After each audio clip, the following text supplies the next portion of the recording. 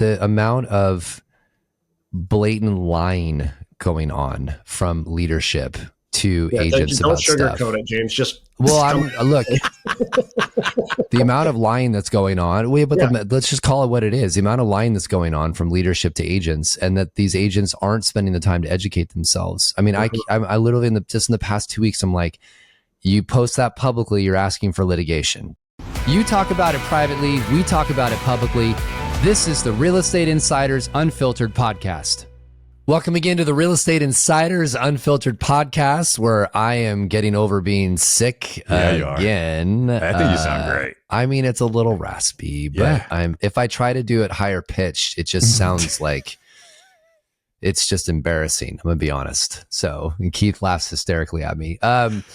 We had my friend Craig Witt on, who's the CEO of EXIT Realty International.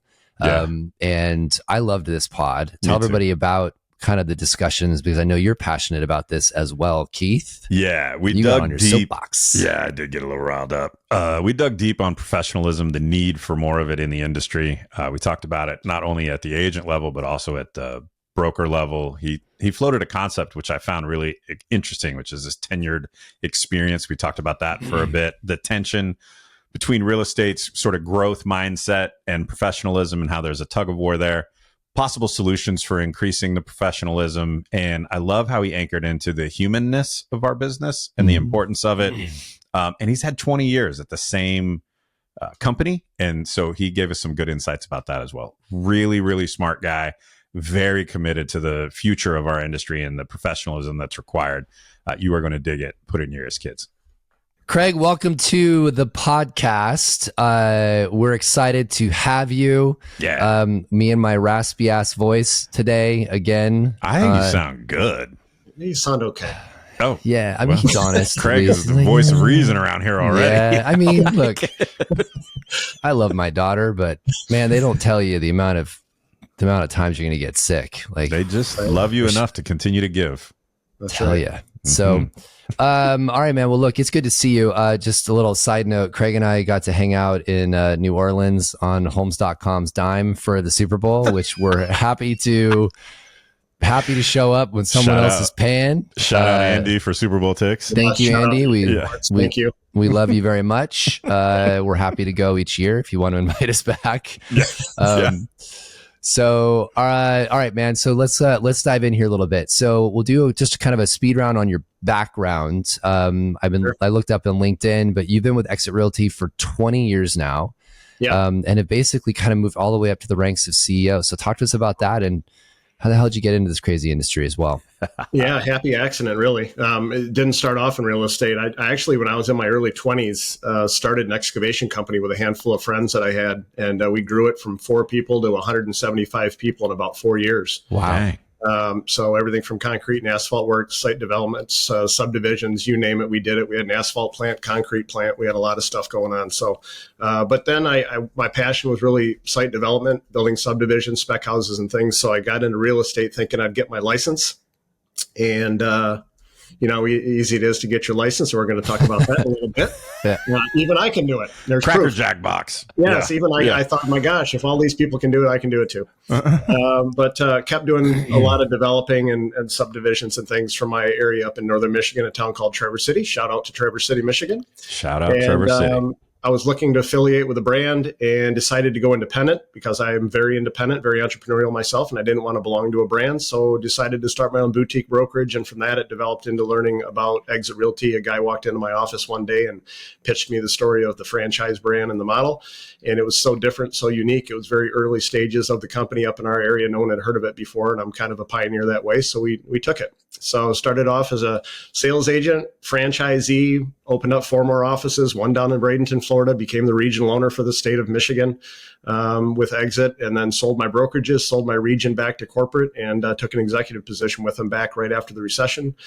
And just again, I said happy accident, but it really was that as the company was growing and evolving, they asked me if I'd take a position as the CEO. So here I am. Good for you, man. I love those stories. Me too. Yeah. Starting kind of from the bottom and working your way all the way to the top. Yeah. It's just, you don't start off thinking, I didn't say someday I'm going to be the CEO. I said, kind of leave me alone, and let me do my thing. And then I guess no one else raised their hand high enough, and I must have fell forward when you hit him with the takeaway close from the jump, right? Like, yeah. So I've got a question. 20 years in an industry where people tend to bounce around a bit, right? Yeah.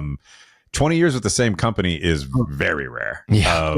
What do you attribute that to? And how do you think that's benefited you and or Exit, just having that sort of that stability, right? That's a great question. And not coming, Keith, from this industry, I didn't realize what a pandemic or epidemic it was, right?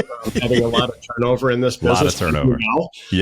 I didn't know that when I first learned about real estate. But, for me, it's never been about money. It's always been about other people. If you're in the right place, doing the right thing, affecting the right people, then it's worth staying. And I'm a big proponent of loyalty. Yeah. I've stuck with this brand and this company because of the leadership. You guys know some of the leaders in my company, Tammy Gilio, great. Steve Great Morris, humans. Just staples in the industry that have been very stable. And when you believe in something, you tend to stick around. I've never been a ladder climber, a job jumper. I just enjoy what I do, and we're fighting the good fight. Love it. I love that, man. Yeah. Loyalty is a thing that's lacking in a lot of a lot of this industry these days. But all right, I'm going to I'm going to hit you with the first rapid fire. We ask this of everyone because I like to read, and it's very selfish. It just helps me flesh out my reading list. It's all about Keith. Favorite, I'm ready for you. Huh? I'm ready for you. Let's go. Favorite book or podcast, and why? Boom. We even got. If you're listening to this and not watching it, will you put that back up?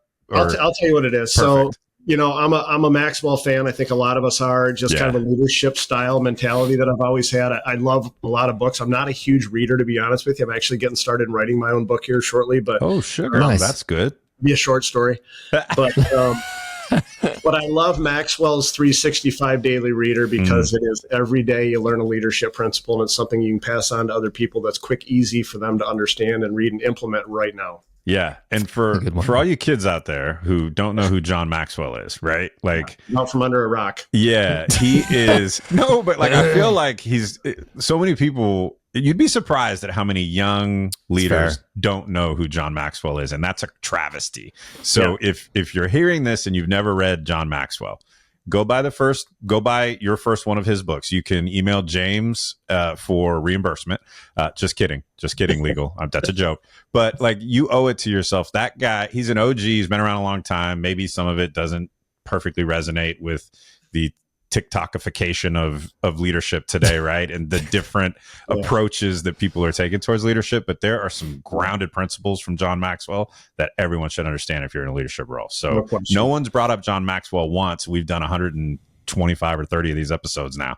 So I don't get paid by him, but I will tell you, and sometime on another podcast, I'll give you a great Maxwell story about one. We've met many times, but I've got one that's really unique. So other time. All right. Awesome. Well, James? you know what we'll do is we'll have you share that story when you come back and your book's out too. And we'll talk about your book, and we'll talk about that on the show. So I love that. All right. Mine is, if you could have lunch with someone current or historical, who would it be and why? Oh, such a great question. You always think, I want to do something in the past, somebody that's not here anymore. One of my favorite presidents of all time is Abraham Lincoln, right? Great. My grandson's born on his birthday. And wow. So he's always been kind of intriguing to me. And that's somebody, but I would say something a little more recent is George Bush Jr. I've always wanted to sit him down and talk about 9/11. Yeah. And talk about that whole process. Just to get his feedback as to how that day went. I've seen it many times, but that's who I would want to hang out with. That's a really interesting one.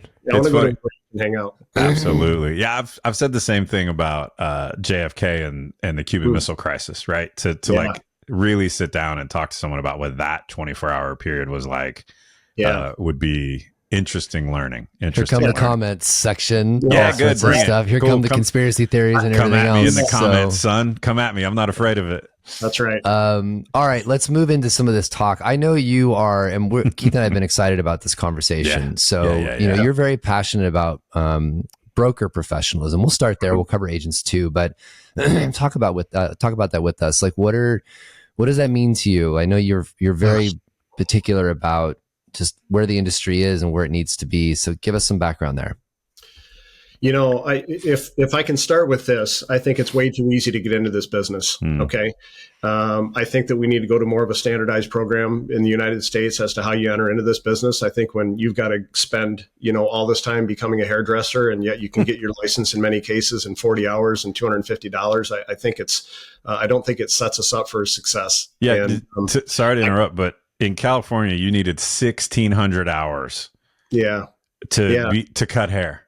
To cut hair. Now I think they lowered it to 1,000. But think about that. I can walk in, and at the end of the week on a Friday, I can take my state exam, and I can be representing the largest purchase you're ever going to make in your life, right? And you're trusting me that I know what I'm doing. Yeah. And so when you say professionalism, I say more about tenured experience and really being all into this business as opposed to just being a part-time salesperson, right? And I think that there's a place for part-time salespeople. We certainly have them in our company. But I will tell you this: my feeling has always been you can be part-time with a full-time mindset, meaning that you're constantly thinking about how to improve the business. And someday I want to transition into full-time if that suits me. But the professionalism falls by the wayside when it's so easy to get in, and they really don't get the education that they need, and they don't put enough deals together to really be competent. Right. Not everybody, and this is a generic cross section of what I'm discussing here. There are people out there that are doing it right, and we know those statistics. But overall, the level of the consumer is demanding it, and we see that in some of the policy change right now. And if we don't do a better job, we're going to be someone's going to replace us. Now, I don't see that happening too soon, but it certainly is on its way. Talk to us about broker professionalism as well. Do you think that there's a problem with leadership and just how we're managing this whole industry as well? I do. I think it's a job jumping industry, and I think there's two types of companies out there. There's either Wall Street hedge fund companies that have got a money tree in their backyard that they just keep plucking $100 bills off of, and then there's privately held companies that got to eat what they kill. And it's very hard to manage a business in today's day with shrinking margins when you're a privately held company. So you've got to be very fiscally responsible, and you've got to put your people first and concentrate on production. And when you've got professionals in this industry that aren't taking that seriously, or are out for hidden motives or other objectives, it doesn't do us any good. And ultimately, our agents are the asset of any company, and they deserve good, strong leadership and a professional, well-reputable broker. Do you think that I'm going to get myself in trouble here? Yes, I love these ones. I feel like the industry was more professional for a period of time. And now I use this analogy, the tail's wagging the dog a little bit, where, we're in this spot where agents are getting the majority of everything. They're very demanding of the company. And I do a lot of, as you know, Craig, I do a lot of keynotes. And I tell agents directly, I'm like, you want your company to be profitable. You actually want them to be. In order for them to be a successful firm to give you what you need, you don't want them to be struggling to keep their doors open. That's not good for anyone. But right. I almost feel like brokers are so scared of their agents that it's like, if I lose the agent, they're going to take those 3 deals and go down the street to competitors. So I'm not going to do anything at all. Like, I'm just going to keep my mouth shut. Well, that is the truth, right? Like, it's hard we have to all agree to be more professional, or they're just going to leave us and go somewhere else, right? They're still in the industry. That's true, but agents typically don't leave for money. I mean, people think that they do, but if everything was perfect in Camelot, they'd be sticking around, right? Right. And so it's typically something sets them off, and it's usually a crescendo of things. It's not just one thing, and it's not just money, because you can make money anywhere. But it usually has something to do with something that's transpired over time. And I do think that agents sometimes feel, listen, the soapbox social media aspect of all this, where anybody can get online and say anything they want about anybody, has been a major challenge for our industry, certainly. Yeah. And agents hold brokers hostage in a lot of cases, and they leverage higher commission splits or lower fees to their advantage. And again, I think a good, strong broker will demonstrate value within the brokerage and good leadership principles, and that will weld agents into an office that believe in the purpose of the company overall. Go ahead, Keith. Yeah.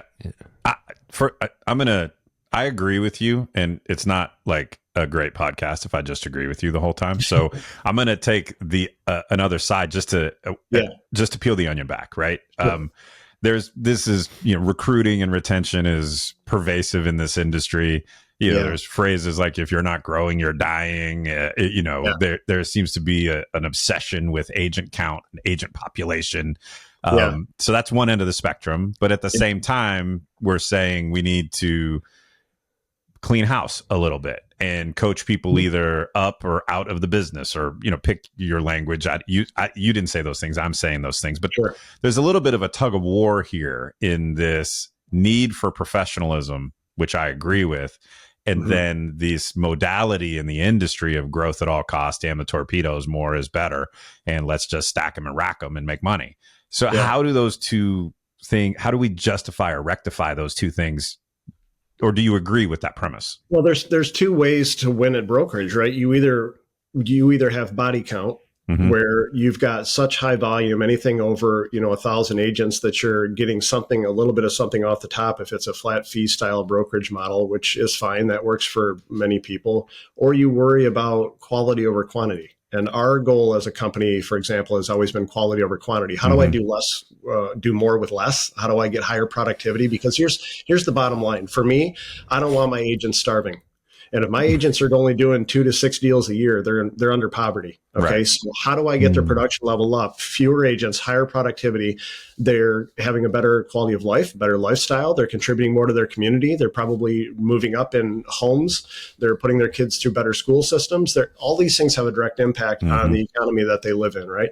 So I don't necessarily subscribe to the quantity side of things. I subscribe to the quality side of things. And that's what will help raise the lid of leadership and professionalism in our industry, is where people actually have to stay educated. They've got to continually improve, and they've got to perform. Yeah. Following up on that, they need to stay educated. We've all been in this a long time. The amount of blatant lying going on from leadership to agents about stuff. Don't sugarcoat it, James. Look, the amount of lying that's going on. Let's just call it what it is. The amount of lying that's going on from leadership to agents, and that these agents aren't spending the time to educate themselves. I mean, I literally in the past 2 weeks, I'm like, you post that publicly, you're asking for litigation. You say that publicly, that's misinformation. Like, I'm sitting here going, where does this? I guess my question is where does this come back to a part where there's some integrity in it? And then also that agents are educating themselves to know that what I'm being advised to do might actually get me sued. Like, are we going there? Or is it only start with making licensing more difficult, so we're getting a higher caliber of person? I don't know where my question's going, but I'm just trying to understand how we got to this spot. Well, I don't know the answer to that, but I will tell you that, for example, continuing education every year is something that needs to be looked at too. How easy it is to just click your computer and you're good for another couple of years. It just is ridiculous, that system. So it's broken. It needs to be fixed. Again, if you hire right and you ensure that good quality individuals are joining our industry and they're trained and educated properly through the system, and they're onboarded from birth when they join our company, and they understand the importance of the word ethics, which we all go through and have to adhere by. I think it's, real estate for in my opinion, has also always been very hyper local. It's always relationship driven, in my opinion. It always has been for me. You could drop me anywhere in this United States and I could start selling real estate tomorrow because I could meet enough people that could help me get going, right? Yep. But this idea that I've got to sit back and wait for everything to come to me and have all the fish jump in my boat is not good for our industry. Yeah. It's got to, because the customer, that's what the customer thinks. The customer thinks you're getting paid too much for doing too little. Right. So we've got to continuously prove our value. But are we going down the tracks of, is it getting better or getting worse? I think it's getting worse. I agree with you. Yeah, I do. Well, and isn't there, again, I'm not saying you said this, so tell me, but I mean, if you have 1,000 agents and one broker, do you really have broker oversight? If you have 3,000 agents and you have one broker, there's no broker, no. Right? So there is a ratio that works. Okay. Where you've got, and it's like any industry with whether you're 1099 or you're a W-2 employee, you can only manage so many human beings. All right. And when you've got a broker responsible for reviewing contracts and making sure that they're not doing something that's wrong or illegal or is going to get you in trouble, one broker for an entire state or a couple brokers for an entire state probably is not a good thing. Right. For us, it's brokerage, it's agents. You got a leader, you got a handful of agents, and they've got somebody that's full-time there helping them guide them through that process so that the customer is well represented and everything is legal. On the same topic, it's almost like the agents need to be rethinking some of this too. It's kind of the argument of, you go to a private school, the student teacher ratio is much lower, right? So 20 students and one teacher are making up the number, but you go to public school and it's double, and typically the education's worse. So, there's a thought process, behind that. We did a pod with the CEO of Arello, which is the National Association for State Regulators. And that pod was really interesting, listening and interviewing the CEO, who was talking about how all the state regulators they're different by state, as we know. Some of them want to have more oversight, some don't. Some of them aren't staffed to be able to do more oversight. Some of them are, depending upon budget and state budget. But we asked one of the questions, which was an interesting answer, about, is the reason why we have so many licenses because the state wants to have as many people as possible applying and and renewing. And her answer was no, but I'm still kind of like, in California we have something like 300,000 licensees. 400,000 licensees. The joke is TSA is going to start checking for real estate licenses because not everybody has a driver's license, right? Like, I mean, it's that bad here. Well, listen, I mean, I've got a feeling about that too, and it boils down to money, right? It boils down to money. More dues, more collections, more. I mean that NAR is at the top of that, right? Local associations and board of realtors are at the top of that. Everyone's got their hand out collecting because they have to sustain themselves as a business. So I think you're going to see over time, you're going to see a consolidation and more of an efficiencies model start to develop, where you're going to see more of these MLSs coming together. And I know that was one of the questions we were going to talk about today, and I don't want to jump the gun, but at some point you can only get so much, you can only get blood. You can't get blood out of a turnip, right? Yeah, right. And we know that the higher the membership, the more fees that come in, the bigger the machine gets. Yeah, but I mean, one way we could get more professionalism is just 10x the fees, right? Well, it goes back to how do you get into this business, right? I mean, it should be basically a college accredited course where you put in a certain amount of time, and then you've got probationary time where you actually have to work underneath somebody. In order to, and we do have brokers that have that model within their own office. But it's usually like 3 transactions, right? Like, it's not like a real apprenticeship Everyone's program. got their own, their own style. But, it's not just about doing 3 transactions, because I could whip those out by 5 o'clock today. It's about or it could take me 18 months. And time, multiple different challenging property sales and buyer agreements. It just, it's an interesting conversation. Do you think that the business models are the problem as well? I mean, I guess what I'm asking is, we've got this 1099 that most real estate companies are, not all, but most. Yeah. We've seen some people try to do W-2. Redfin's tried and has obviously spent a fortune trying to figure that out, and they're getting rid of it, basically. Them off. Yeah. So, and the idea behind Glenn, we had him on the show as well, and just asking some of these questions was, it was the ability for them to control the experience and give consumers a better experience than a 1099 independent contractor. But, arguing they haven't been able to prove that. Redfin's a very good company and it does a lot of great things, but they haven't gained massive market share from that. And a lot of their business, ironically, they outsource now. So they're migrating to a 1099. More of a 1099 model anyway.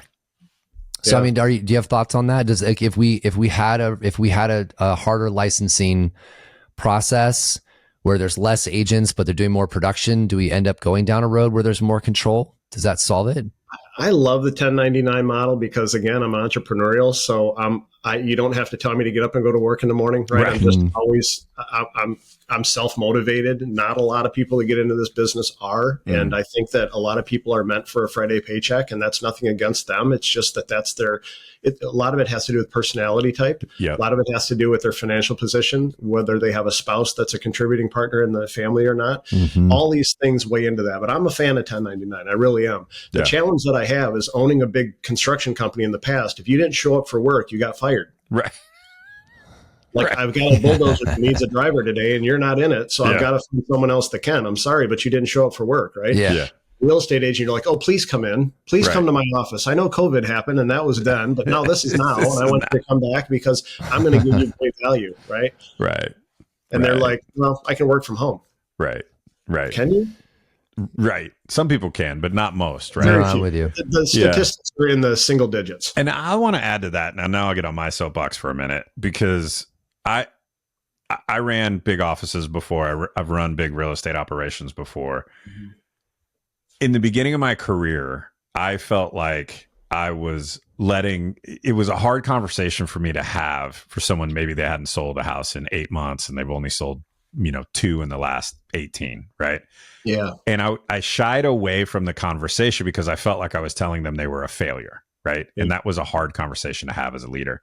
Yeah. And what I discovered over time and reframed it for myself, which made the conversation much easier, is I'm actually harming them by not having the conversation. Yeah. And you touched on this earlier, because they're not making the income they want. Their life probably isn't great.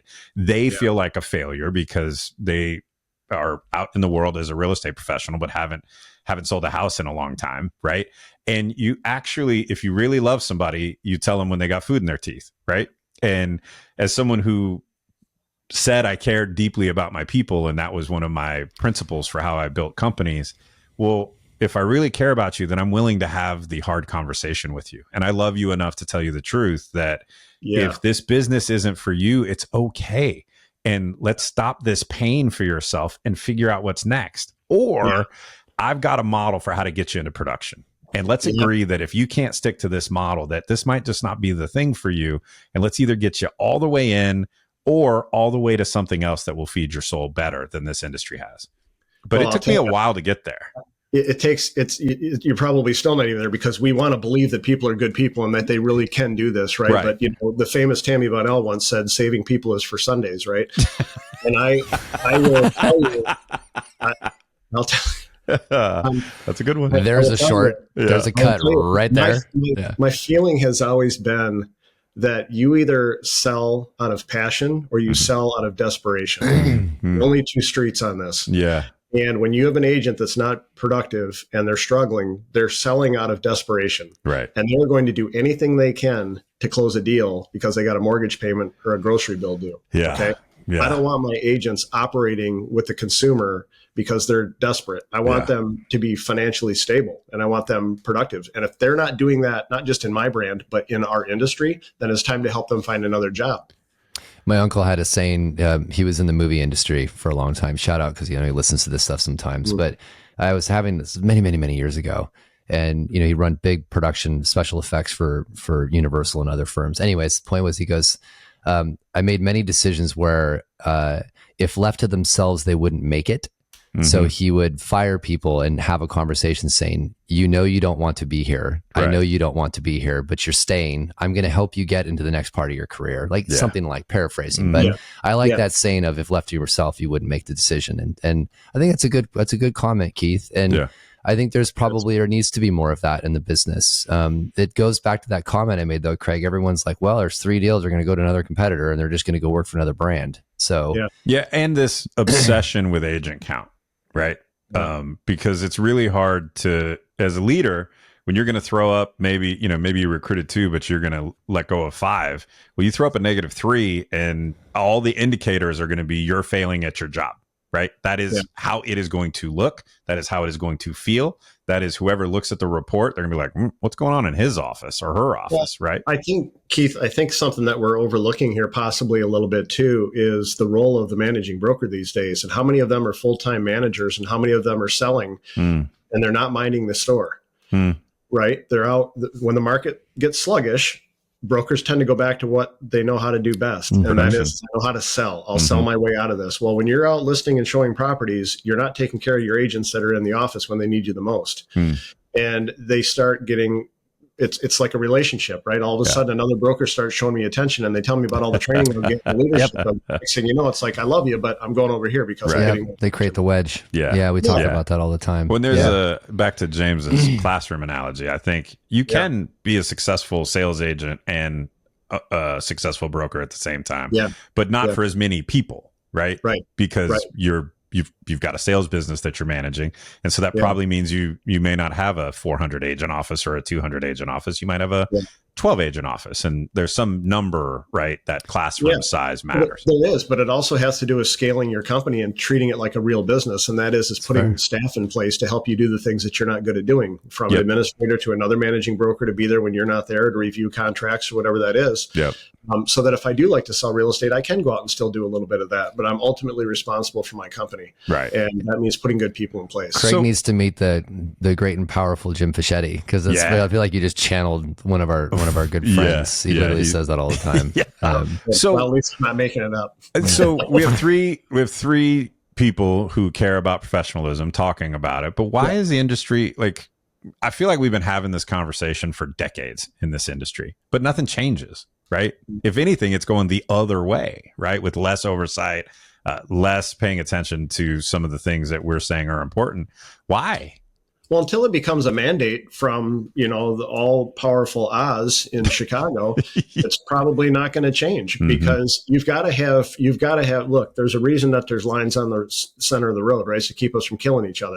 So you have to have leadership at the top at NAR that says we're setting a new standard, and the new standard is this: we're raising the professionalism in our industry, and we're rewriting how you become a licensed real estate professional. And all of you that are existing real estate professionals, we're going to give you 3 years to get up to speed on all these things. I was going to ask you that. I mean, that would be so unpopular if we made it a complete. But really though, would it? I actually think it would be popular. Are you? Oh my God! If you made it 4-year college degree required. Right? I didn't say that. But okay, but 2-year college degree required, right? Or whatever the hurdle rate you're going to put in there. You've got someone who's been in the business for 25 years and has a successful business. You're going to say you got to go back to college? Like, F off! I'm not doing that. No. Right? Like, so, like, what are we really going to implement that is going to take the person who believes, correctly or incorrectly, I've been doing this for 20 years. I mean, we hear this shit all the time. I've been in the business for 25 years. I know what I'm doing. Right. And so, like, part of the reason we don't have the professionalism is because our own industry is not willing to make the change. So how do we push through that? I'm going to defer to Craig and then I'll answer. Okay.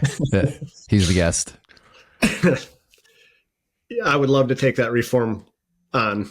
I'd love to be part of that, because look, here's the reality. I want to get us back in a position where the consumer looks up to us and doesn't look down at us. Yep.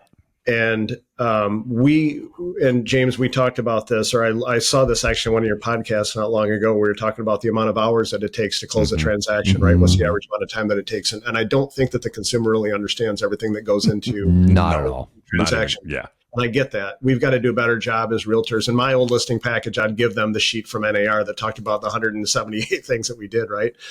Just to educate them. But we need to have, it's not the majority, I don't think, of real estate professionals out there. I think that it is a select group that just think there's a better way. And sometimes taking the easy way is not the better way. At the end of the day, we've still got to protect our brands. We've got to protect our industry. We got to protect ourselves. But there have to be guidelines, and there have to be ramped up efforts in order to keep people towing the line and being ethical and honest and treating the consumer as the one that's in control, because they really are. Amen. Yeah. I'll add a comment to this, Keith. So my belief is, and I'm probably Pollyanna about it, but whatever.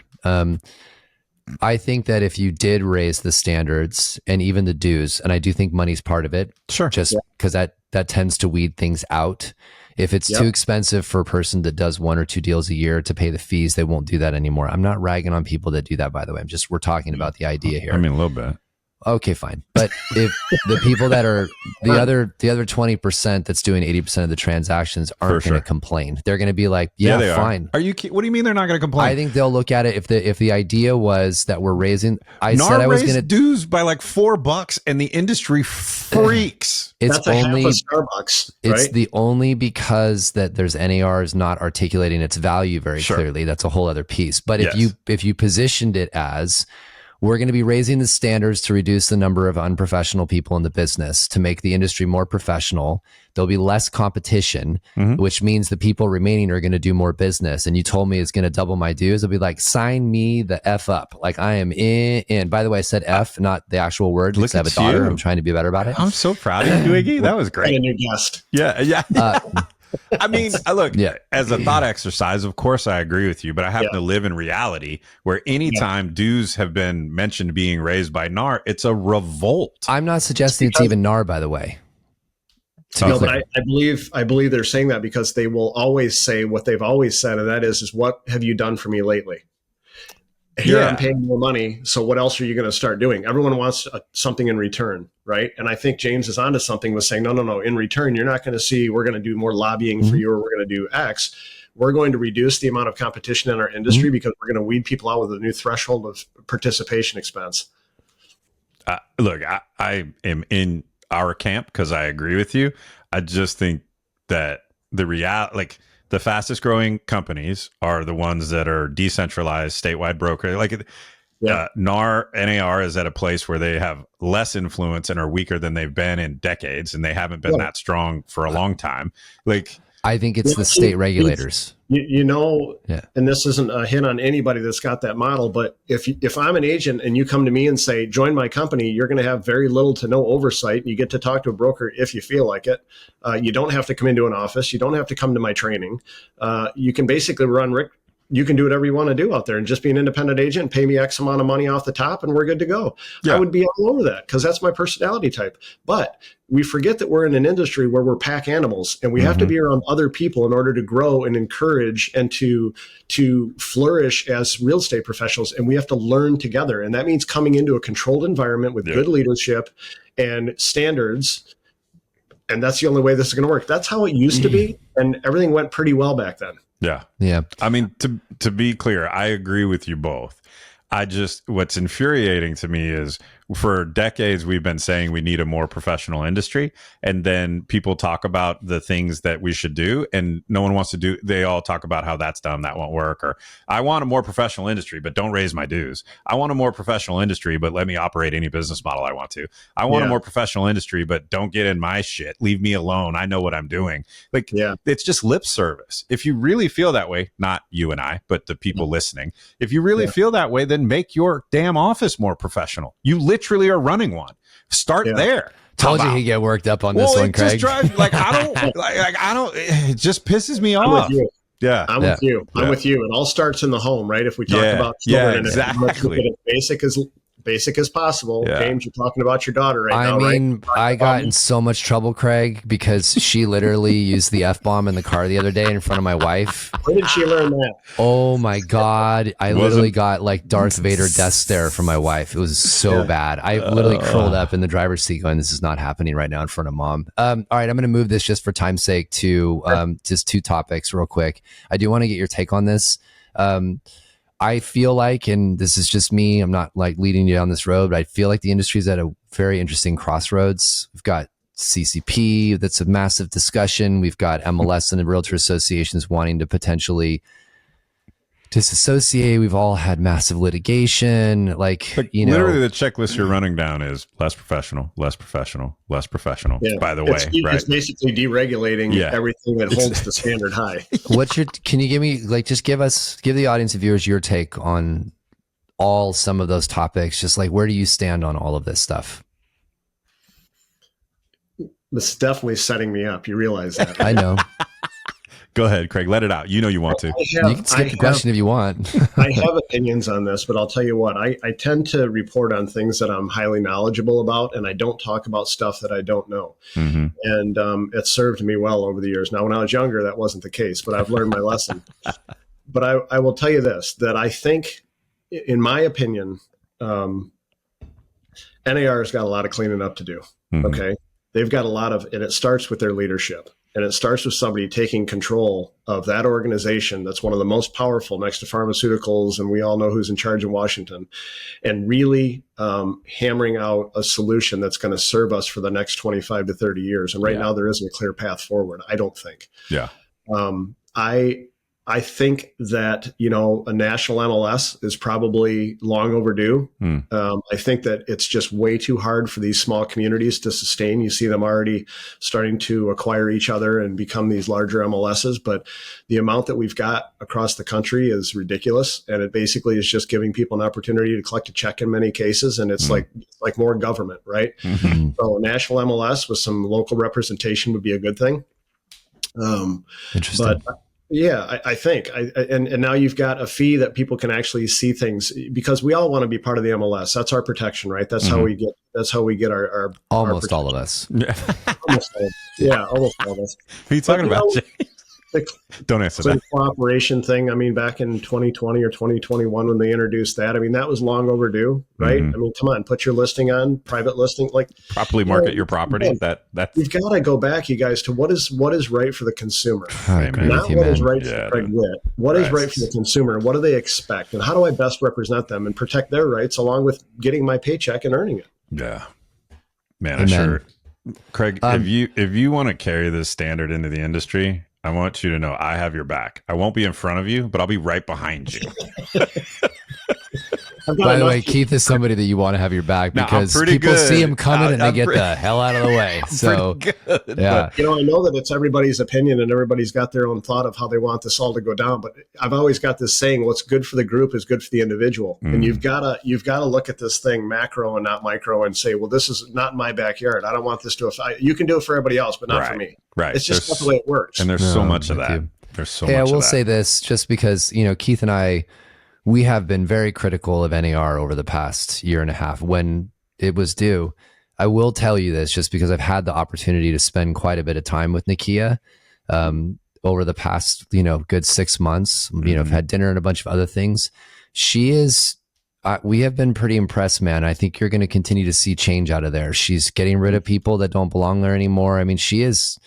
Good. You're seeing stuff happen, change out in legal counsel twice. She's making the moves, and I can't promise anything because I don't know anything more than anybody else, but I've known enough of spending time with her and the leadership team that I feel confident in saying this is going to be a different NAR. Whatever that ends up being, I do not know. Yeah. But the past with, Bob Goldberg and Stinton and just the way things were run is not going to be the same organization. And, there's articles coming out about, oh my God, they're getting rid of Realtor Magazine. Who the hell reads a magazine of good? Wait, like we still had that? No, I'm just kidding. Right. To be clear, they're going digital. And I don't mean that to be derogatory towards the team there, but we need to start making decisions that are about the future. I think your comment, by the way, is so relevant. It's not just a 1 or 2 year plan. It is a 20 to 25 year plan of where the association needs to be. Yeah. And can I piggyback on the NAR piece? Not because look, what we've tried to do in this podcast is call balls and strikes, right? And we just call them like we see them. Some we agree with, some we don't.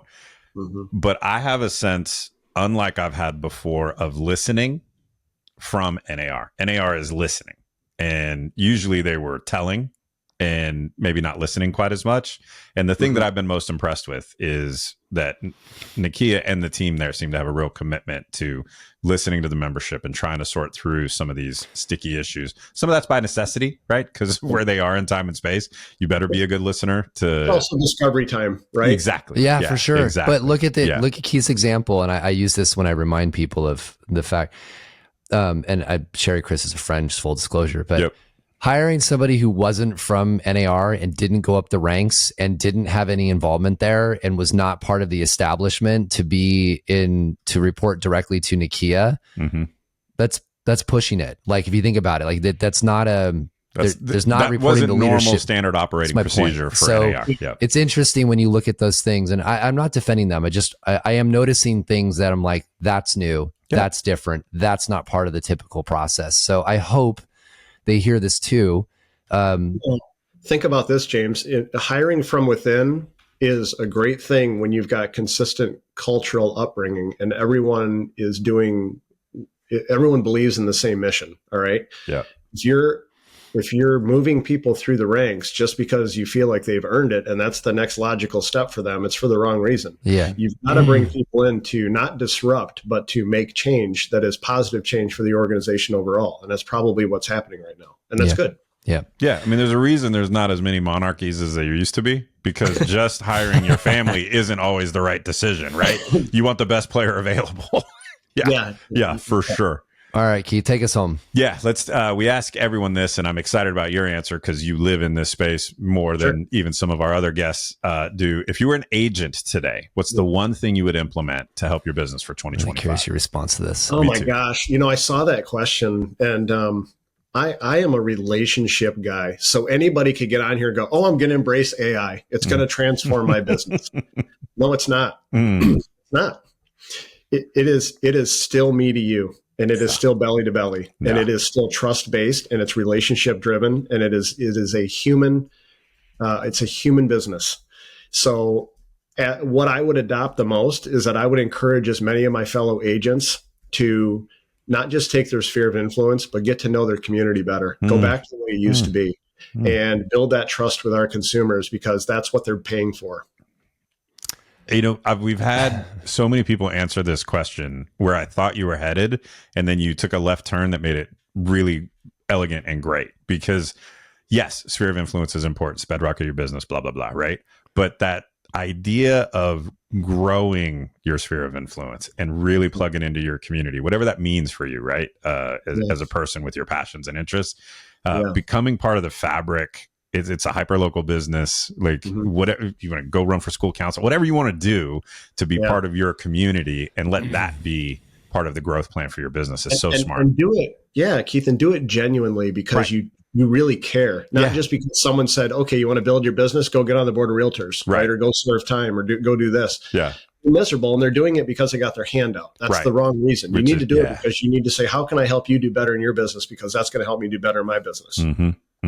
Right. I love that, by the way. And I'll just give this one example of, I've spent a lot of time over the past year and a half away from my family and everything else, spending time in the field, meeting the industry, and Craig and I and everybody else. And you only get relationships with people. And this is a direct correlation. You could do this in the community, is if you're present and you're engaging and you're asking lots of questions and getting to know people. And then it just blossoms. It just does. And so you could have an unlimited pipeline of people to work with, and friends that you call friends when you're done, and repeat transactions by just being engaged in their lives and the community. I love it, man. And people haven't actually said that. And it's like, oh, it's old school. Yeah. You know what? And it's still the foundation of how it works. Yeah. So, sometimes people forget old school is old school because it freaking works. I almost said something else. Like it's just foundational, right? Like having a foundation on a house, that's so old school. No, you need a foundation to build on. Yeah. Right. Yeah. All right, my friend. Hey, we appreciate you being here. It was great conversation. It was a good one also, just because we haven't had this discussion to this degree. It'll be a unique one, and appreciate everything you do for the industry too. And I meant what I said. If you pick up the banner and you want to run with it, I got your back. Like I'm happy to be a part of it, because I agree with you. The industry needs it. Yeah. Good. Love it. Thanks, you guys. All right, my friend. Of course. Craig. Talk soon. Yes, we want you to subscribe to this podcast, but the good news is if you subscribe now, you'll never have to subscribe to any other podcast ever again.